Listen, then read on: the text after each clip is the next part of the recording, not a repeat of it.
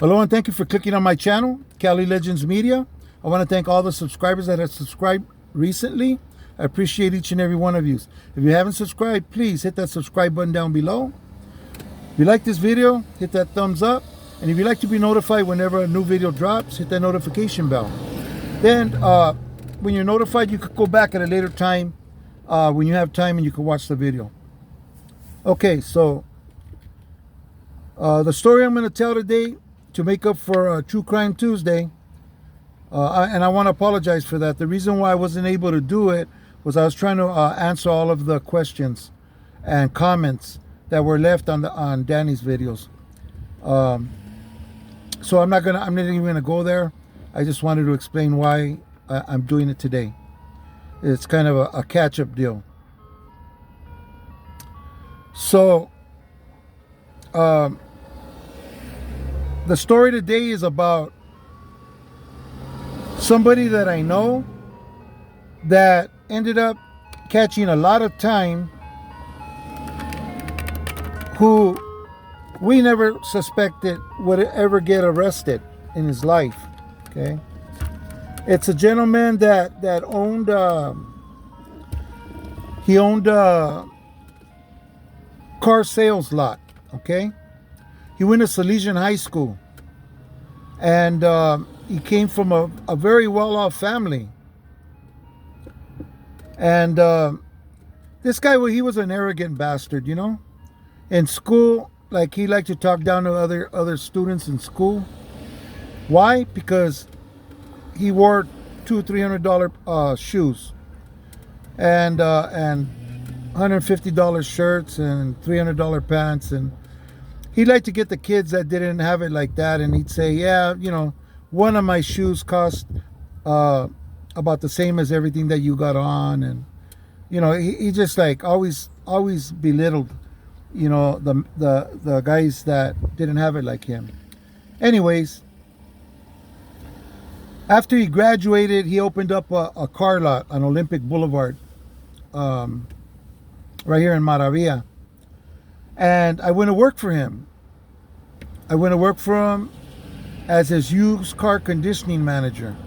So I would do safety checks on the vehicles before they went out and were put on the line, and repair whatever needed to be repaired or had it repaired by one of the mechanics in preparation for sale. You know, brake jobs, whatever I found that was wrong with the cars. Anyways, so after about a year and a half, I stopped working there, right? So I guess some time went by, maybe like a year or two after that, and I ended up in the county jail.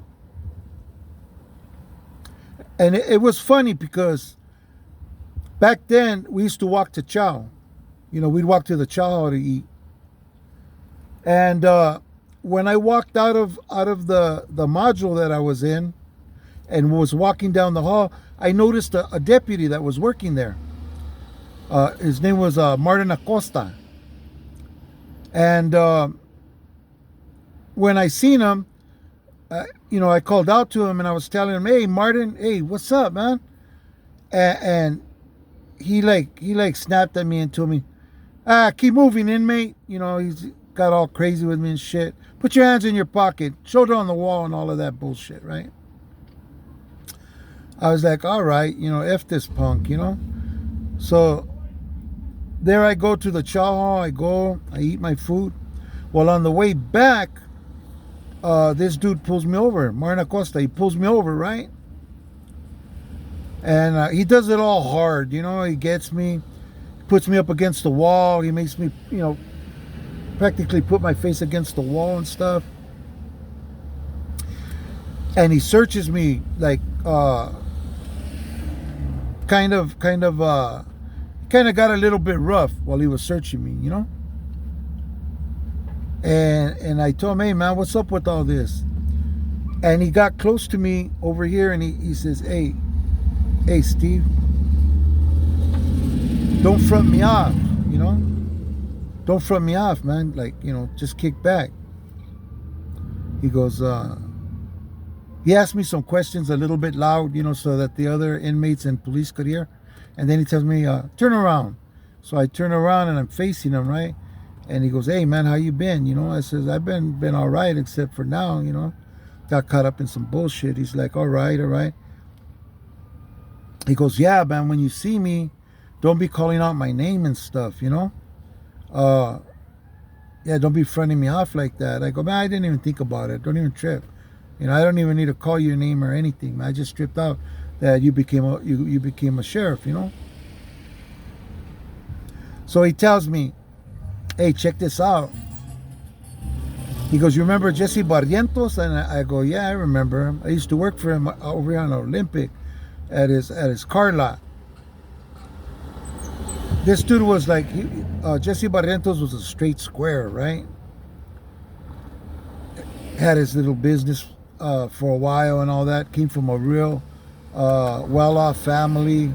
He went to a private schools, throughout his education. And he pretty much had the world in his hands. He could have really done anything. He had the support of his family, monetary support, good education, clean background, all of that.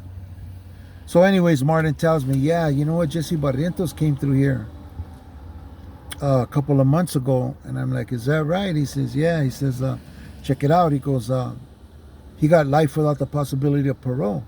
And I'm like, "What the? Serio?" He goes, "Yeah." He goes, his old lady was seen a jura, a cop. And Jesse found out. And one day, caught them together, unlived the officer, and kidnapped his ex-girl, Well, at some point, she ended up in his trunk, unalived, right? And he gets pulled over driving up to Azusa Mountains. He's driving up the canyons, in Azusa. Gets pulled over, and they find, old girl in the trunk, So they arrest him, Anyways, long story short, like I said, he got life without the possibility of parole. Dude had no experience in jail, had never been arrested, never been in jail, and there he was off to a level 4 yard, 180. Whenever you have a lot of time or you have life, you're gonna start your time on one of those yards. Anyways, yeah, it blew my mind. I went back to my cell, did my thing, went out to court. But when I came back, instead of them putting me in the same module, they put me in the chapel.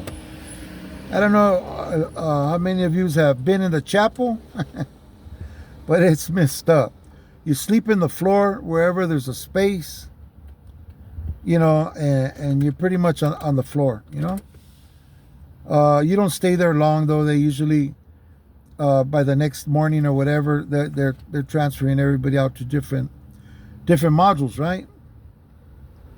Well, this morning when I get up in the chapel, I recognize another officer that went to Salesian.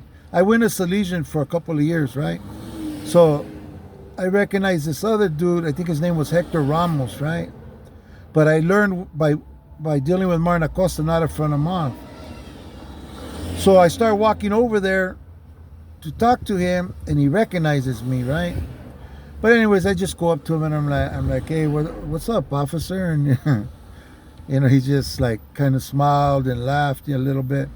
He goes, "Hey, what's going on? What's going on, Camacho?" And I said, "Nah, nothing." "Hey, you heard about Jesse Barrientos?" He tells me. I go, "Yeah. Martin told me." He goes, "Oh, you seen Martin?" I go, "Yeah, I seen Martin." Anyways, it was funny because Hector used to hang around with me and another friend of mine named Jose Negrete. I've lost contact with them with Jose for many years now, but it was a trip to run into him there, and it blew my mind that Jesse Barrientos, with all that he had going and the education he had and the and the supportive family and the money and the man would end up in a situation like that over a woman that played him, you know. Just goes to show you, you know, a lot of times it doesn't matter what you have or where you come from. You can lose your freedom in a hot minute, you know, over some anger or whatever. Thank you for watching this video. Always remember, man, stay free, be strong. Don't make bad decisions that'll end you up in prison, man. It's nowhere nice. It's nowhere you want to be. Let's be out here. We could be here for our loved ones, those that love us, so that they don't have to waste their resources and their time taking care of us while we're in prison. I want to thank everybody on my channel that has reminded me to get back on the right track and to keep it positive. Thank each and every one of you. Thank each and every one of you that follow me to the end of this video. And so let's do this. Thank you very much. God bless you. God bless your families.